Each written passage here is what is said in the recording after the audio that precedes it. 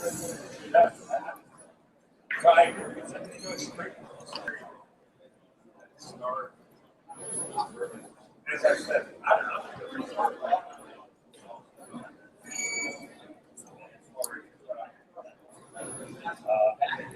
are we missing? We'll figure it out. It's not urgent. It's Roy.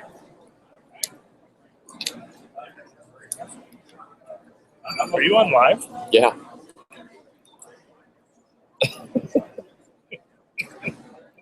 So far, there's 0 viewers.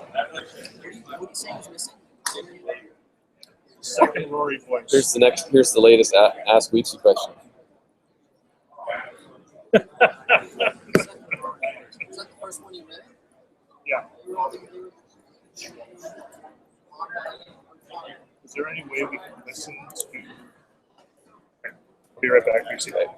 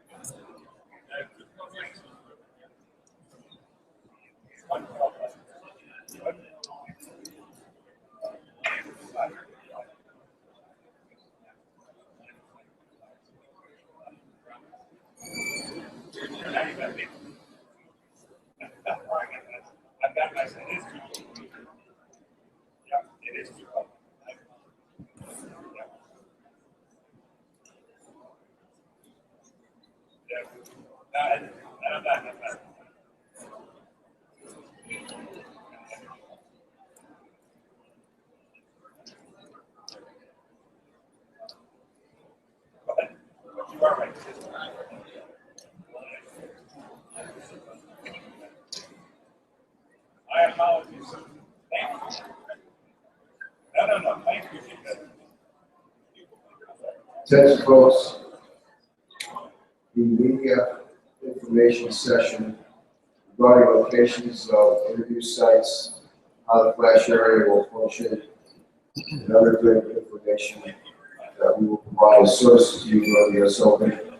That meeting will begin in the interview room shortly. I'm going to walk through before, but since Splash is so close, we're not walking, we're sitting in the interview room. And we'll do this opportunity and people to ask questions. And give you a lot of your walking paths for any topics. Okay?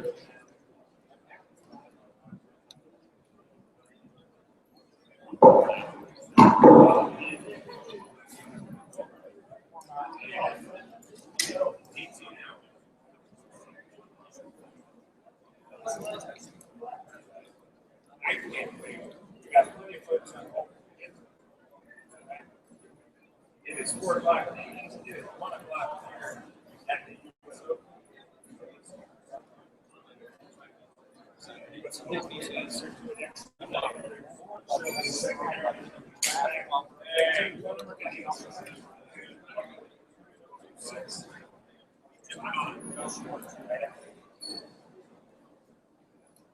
good, man. It's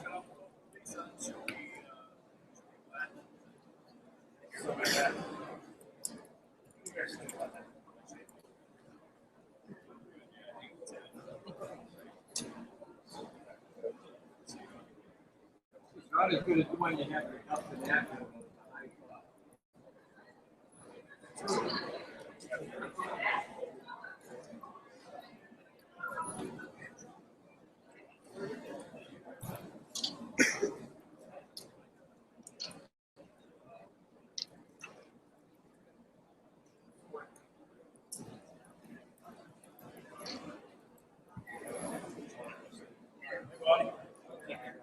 I haven't, I think they went that way. They went over the rest of us.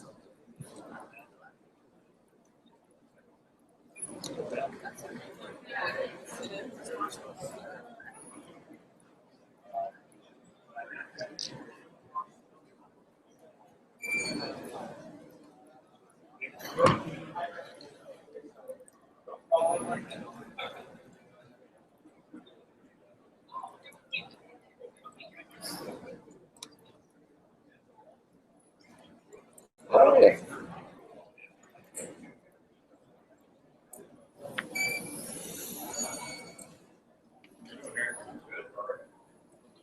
Attention folks, we're going to begin that meeting about media services and locations of your interview areas shortly. Please make your way to the end of the room.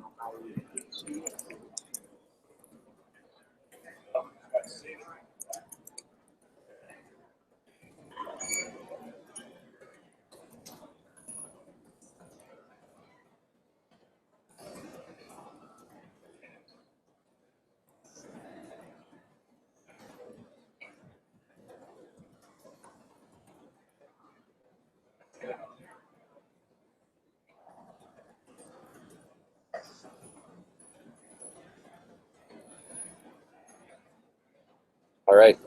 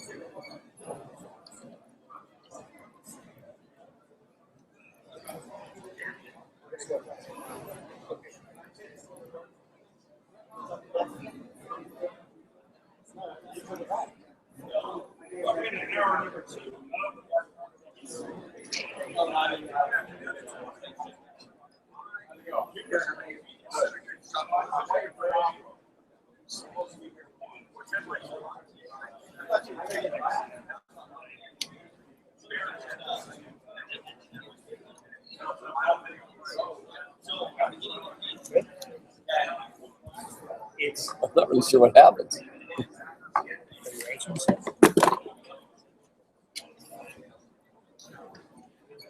How's everybody doing out there? Can anybody jump in with a question if you'd like?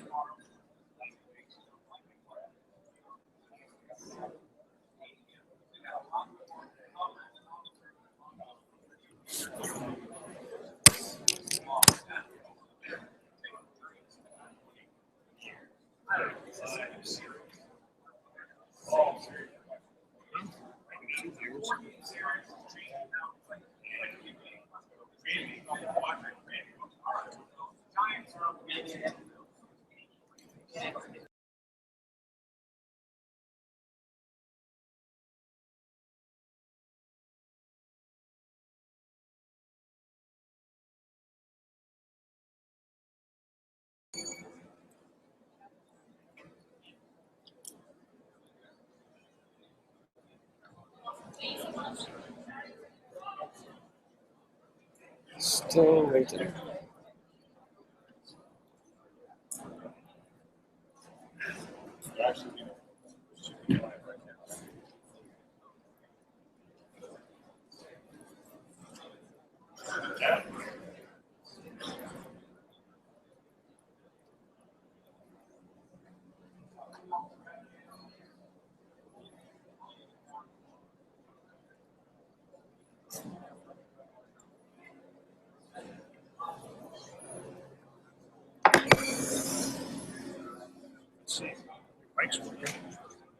Yeah, I can hear that. Yeah, I just can't hear myself talk. But if anyone has any questions and you're listening in, jump in. Feel free to join in. I'm happy to try and answer anything you have here.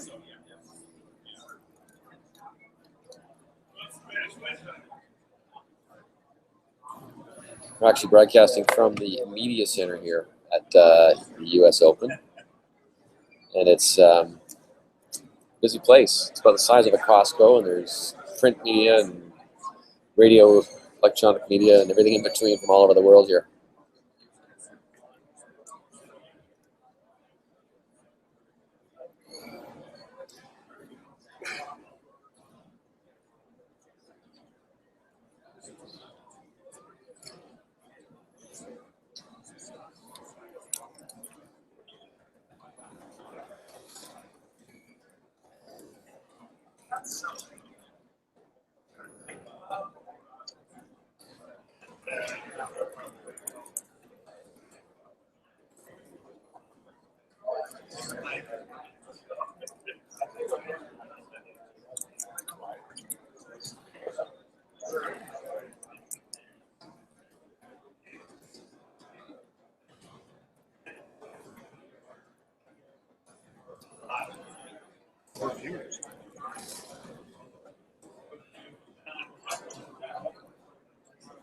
How's everyone doing out there?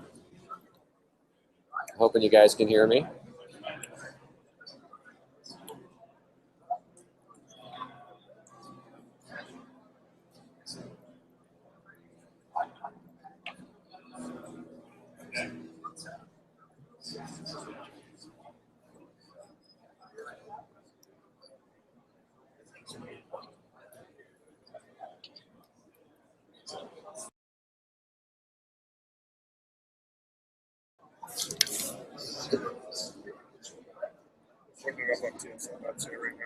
Okay.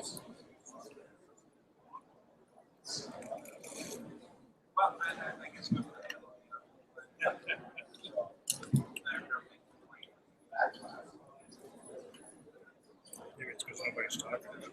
Could be. I don't know. I don't see anybody. I see some viewers here coming in. They're starting to climb in.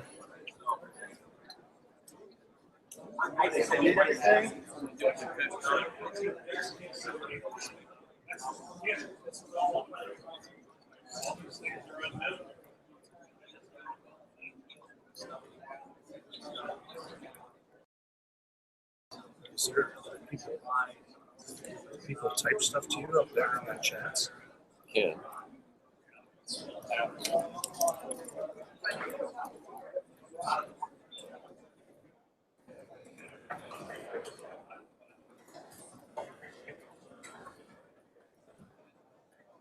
Yeah.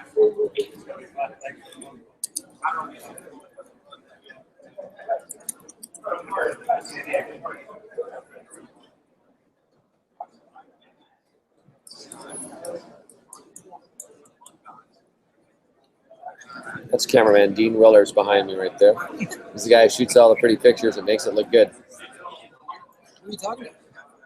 It's Google Hangout. Give it another Google Hangout.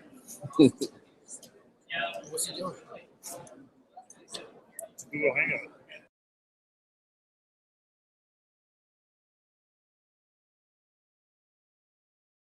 You look like Dave Stillfriend. Hey, I had to give Dean a couple of words. He's never seen a Google Hangout before, so we were chatting with him there. seriously? Listen, You're just walking outside?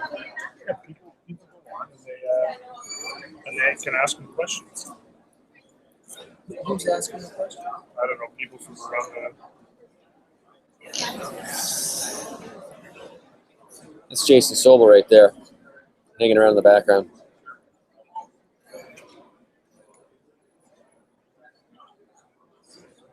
they don't have any questions yet. Here. Let's start answering. Let's do a hashtag Ask Weeksy.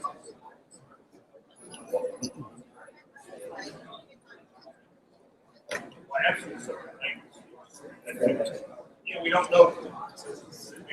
What do you anticipate the winning score will be?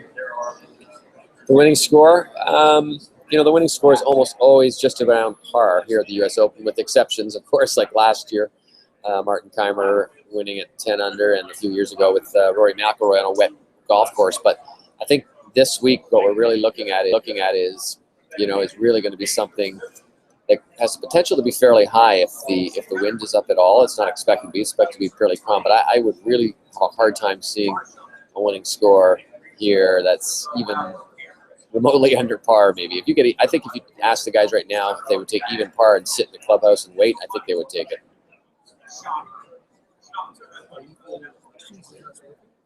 I'm just kind of looking at this.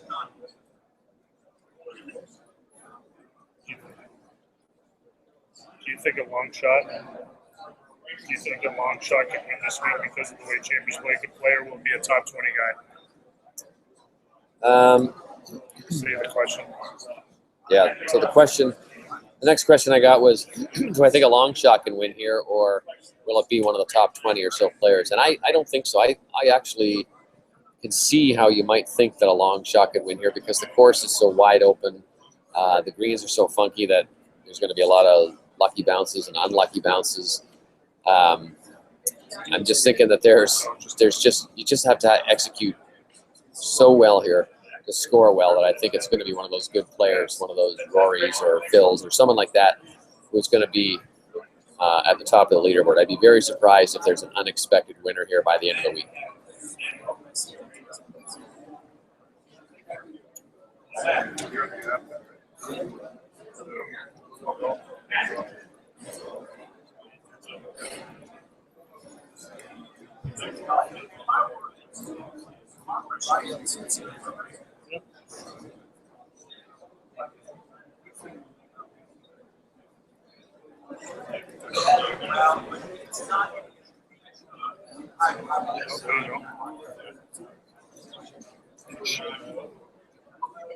Nice picture.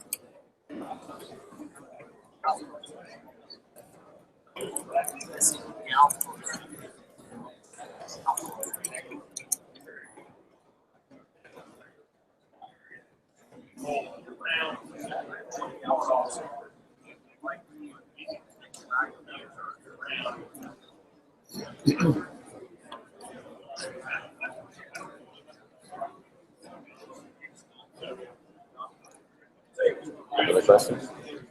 Anyway. Who do you think is going to win? Canadian questions. There's two Canadians. Well, there's two Canadians in the field right now. There could be a third one, and I'll get to that in just a minute. So the question I got asked was, how do I think the Canadians will do? Well, David Hearn and Brad Fritsch are both here. Both have limited U.S. Open experience. I think David's played in 4 or 5 now. Brad, this is just his second one. The last one he played in was 2006.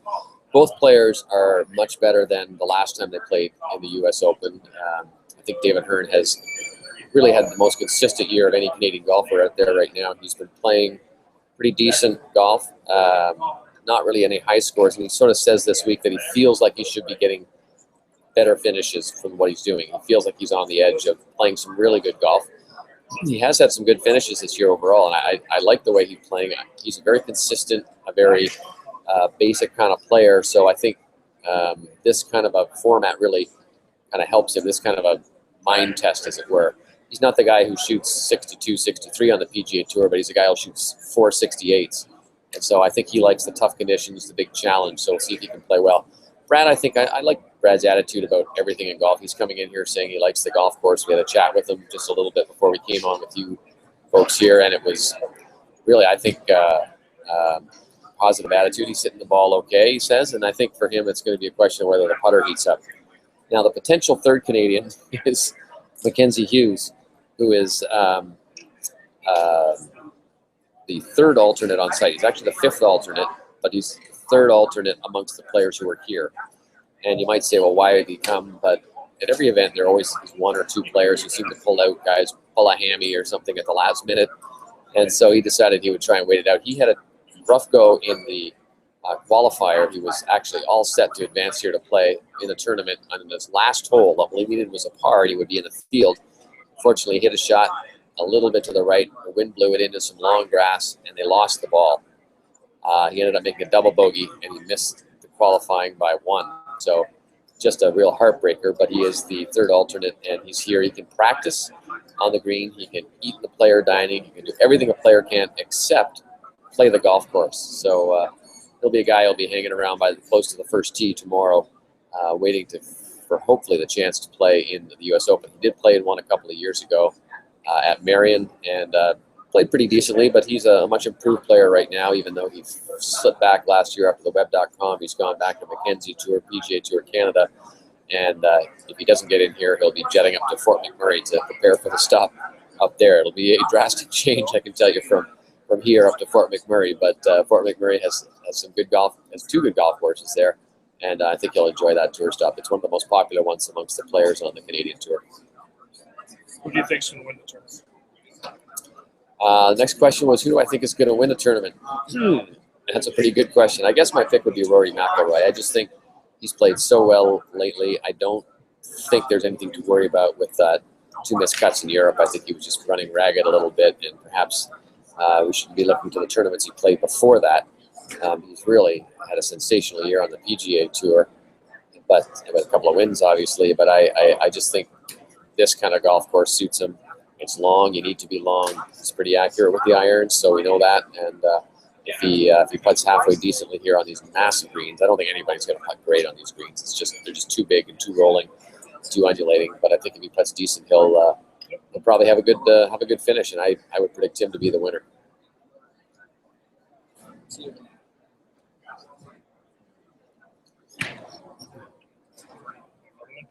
Any key stretch of holes that are going to be tough for the guys to navigate? Are there any key stretches of holes here? Yes. I think the biggest, most difficult stretch is going to be between 4 and 7. I think those 4 holes right in a row, 4, 5, 6, and 7 will be make or break. But, I mean, you can make a case out here for almost any hole. They're really difficult. I mean, they've got some wild holes out here. 18 is going to be tough. It could be a par 4 or a par 5. Same thing with the first hole. They'll alternate those 2 holes. 9 is a remarkable hole. You know, one stretch you tee off from 100 feet up above the green, and you better hit the green or you're going to end up in the bunker, and I can guarantee you your ball will plug there. On the other side, you have a tee that's basically flat, 200 yards, 210 yards. That's the same hole from a completely different angle, completely different look at what's going on. The difficult thing here is that players really don't know how the course is going to be set up. You know, they have to prepare for almost 36 holes as opposed to just 18, because every hole seems to have a different option. They can move tees up, they can move tees back, they can move them from different angles. It's the wind changes here. Brad Fritsch was telling us that the course plays exceptionally difficult and different from the morning to the afternoon. Unlike most golf courses, in the afternoon, things actually speed up here on the greens. Things get a little bit baked out here. You don't even know where the greens start in some cases because it's the exact same cut as what's going on in the fairways with the fescue grass here. So they've actually got little white dots that go around the outside of the green to delineate where the actual physical edge of it is, just so if you can know if you're on the golf course, you can pick your ball up and clean it off. So it's going to be a really wild first day, I think, as folks try to figure out just exactly how to tame this beast. What do you think Tiger Woods will do this week? Tiger Woods is an interesting question. The question I got asked was, what do you think Tiger Woods is going to do this week? I really have no idea, but I would bet the over if I was betting right now. I just think that, you know, his driver is just not in a good enough shape to kind of tackle this golf course from what we've seen. He may surprise us. He may improve from what we saw at Memorial, but I'm not expecting it. You know, his iron play is very good. Putting, we'll see, but if you can get the ball in the fairway, and these are the widest fairways basically in U.S. Open history and probably in golf history in some cases. They're pretty wide out here in some spots, like 80 yards across. But even that might not be wide enough for the way Tiger is hitting it right now. So I think he'll struggle here. I don't think he'll shoot 85, but I do think that he'll probably have his weekend to himself here. I would expect him to be playing on Saturday or Sunday. But who knows? You know, stranger things have happened. If Tiger does have a little bit of improvement, even just a little bit of improvement from his driver, you know, he reins that in and can hit 3 or 4 more fairways around, I could go a long way towards helping him play on the weekend.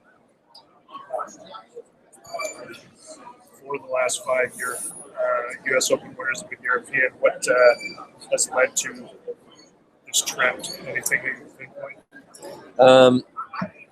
4 of the last 5 U.S. Open winners have been. I'm just getting something out of my bag here. Have been Europeans. Is there something to that? And is there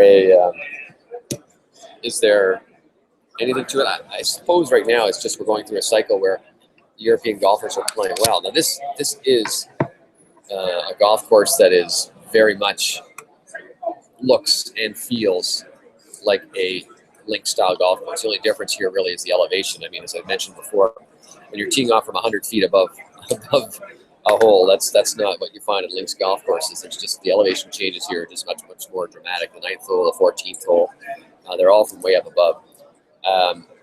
I just think European golf right now is on a big rise, and you just have a lot of good players who are playing consistently well. I like guys like Rory McIlroy. Graham McDowell hasn't been playing all that well this year, but I think he's due for a breakout. I think Sergio is perhaps going a little bit on the radar here. There's Justin Rose and there's Henrik Stenson, and you go down and down the list, and I just think right now there's a good crop of them, and they feed a little bit off each other as well. So for a long stretch there was no European winner here, but now we're seeing, as we said, quite a few of them coming out, and we're seeing some good effects, good results, and I don't see that slowing down anytime soon.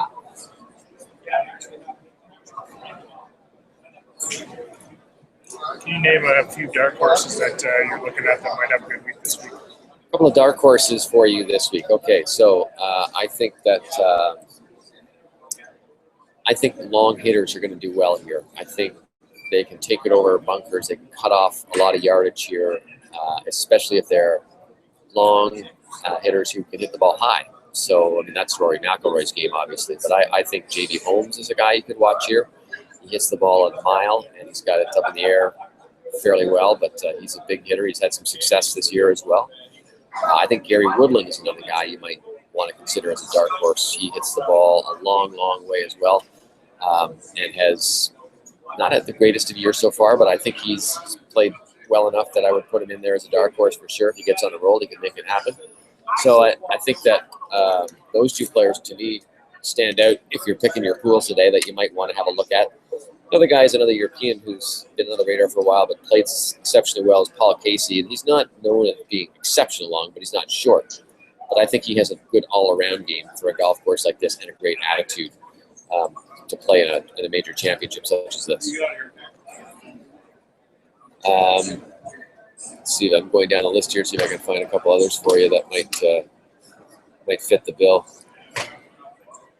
I think it's interesting to see, by the way, Cole Hammer at 15 years old. First of all, he's got just an absolutely great name. I love his name, Cole Hammer, but he's got a great name and he's got a great attitude too. 15 years old, looks like he's about 12. Just exceptional to be here, I think, and a lot of fun to see him enjoying himself here. I can't imagine being in the U.S. Open at 15 years old, but I guess we sit there. We have our own 17-year-old up in Canada, and Brooke Anderson, so it's kind of interesting to think of that. Let's see. A guy who's played well of late from the European fold too is Francesco Molinari. Could be a bit of a sleeper out here. I think that's not a bad pick as well. But I like Woodland. I like J.B. Holmes. Long hitters, consistent players, so they could do well.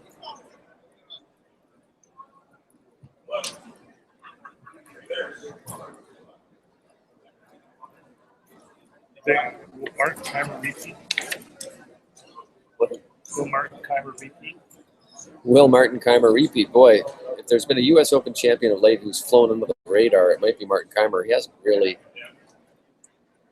done all that great since that U.S. Open win. I thought he'd be a lot more consistent. I'd see his name a lot more up in big tournaments, and he's good. He's obviously a great, hard-working player, but not sure if I've seen enough of his game right now to lead me to believe that he can repeat here. I just think that there's too many other guys playing better golf.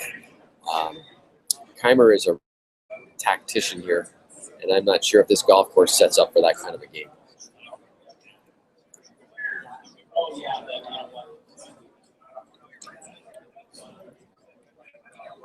How penal will the rough be? How penal will the rough be? Is a question I just got asked, and it's going to be interesting when you get in there. There are some spots on this golf course I think where it looks like could be a risk breaker. The green stuff is the stuff you want to stay away from. If it's brown, then generally speaking, it's not that bad. It just kind of explodes more than anything when you hit the ball. It looks like it's going to get gnarled down in there, but you can get it out. You can hit it out if it's the dry stuff. If it's the green stuff, you're probably just trying to hack it somewhere and find yourself back onto the fairway or something. So it's not really like Open Championship rough in that sense. you know, you're probably going to get more good breaks than bad breaks when you get it into the long stuff.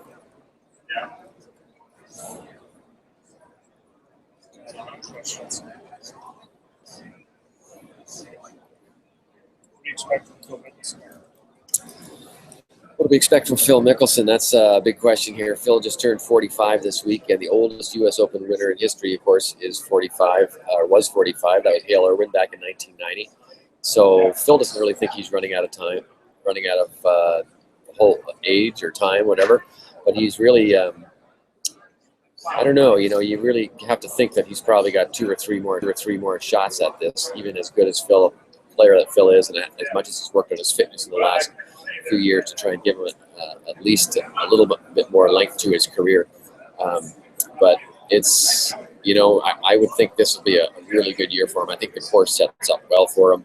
A lot of people have been comparing this to Muirfield in 2013, and that's, of course, where Phil won the Open Championship. He's had some lengthy scouting missions out here. He knows it looks like every inch of this golf course, or as much of this as you can. It's a pretty wide property. So it's another opportunity for him. It's another chance, and you'd like to see him be able to close out that Grand Slam, that career Grand Slam. But I'm not sure right now that Father Time might not have already passed Phil.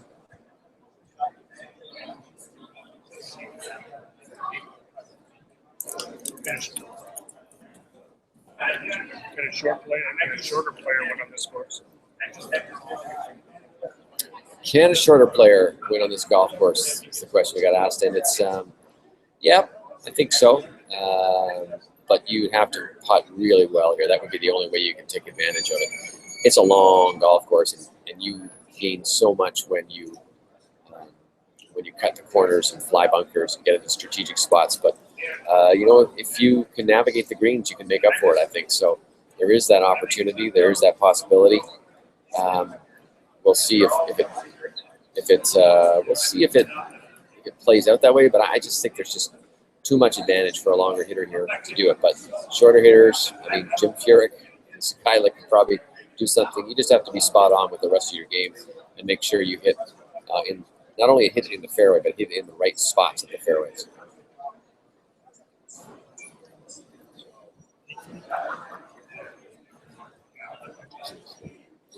Oh, yeah.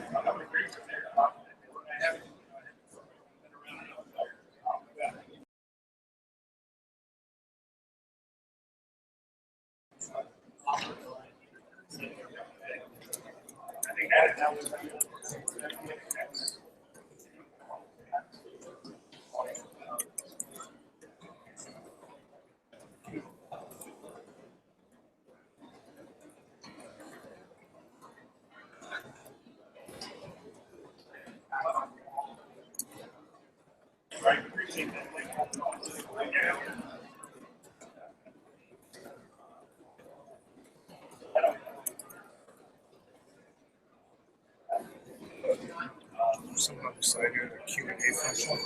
Check to that.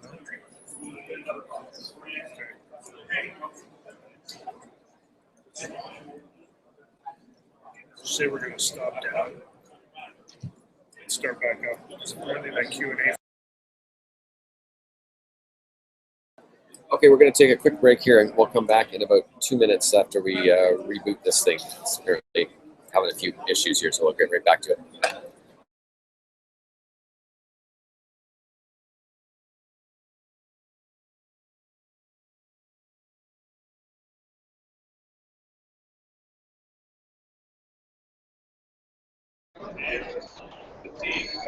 Oh, July. We're trying to hit the Q&A. Yeah, stop it down again, I guess.